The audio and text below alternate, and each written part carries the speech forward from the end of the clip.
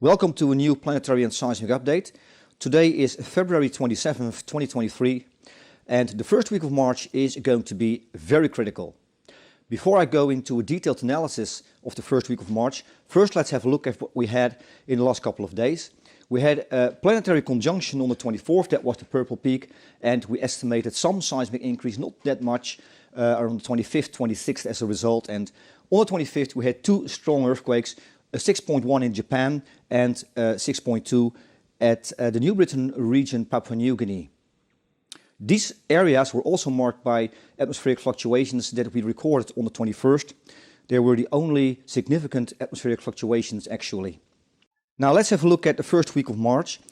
On the 2nd we see a convergence of critical planetary geometry. This is going to be very significant. And also on the 4th and 5th we see some critical planetary geometry. That's the purple peak in particular. So let's go over this critical planetary geometry. On the 1st we have Mercury, Sun and Mars in a conjunction, and that will be followed early on the 2nd by Earth, Venus and Jupiter in a conjunction.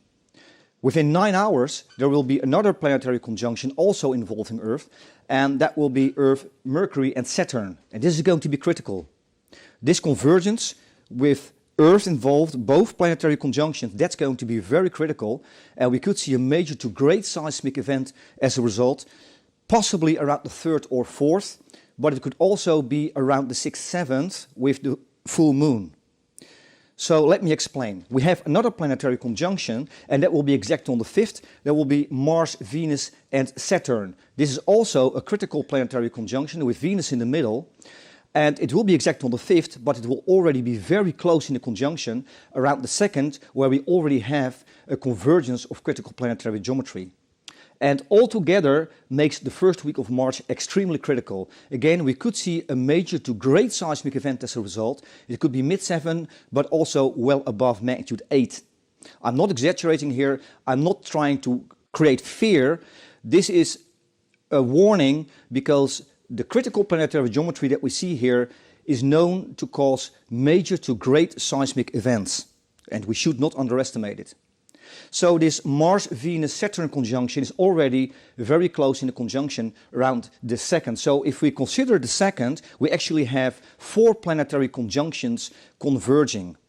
Now it may not be just one single larger seismic event, it could be multiple seismic events well above magnitude 6, in this first week of March, and we actually could be dealing with two scenarios here.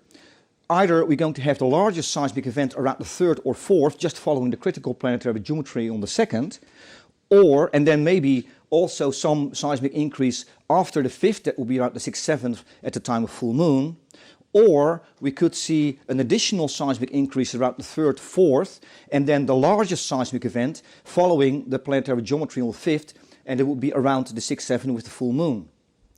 There's no way to know. But the first week of March is going to be critical, extremely critical. Again, we could see a seismic event well over 7, maybe well over 8 magnitude. If we look at atmospheric fluctuations, that could give us some idea where larger seismic activity may occur. It is not perfect, but it could be an important indicator. We picked up 2 fluctuations, or actually a couple of fluctuations on the 25th. And the first was, or actually marked, the west coast of North America and also the Kermadec Trench.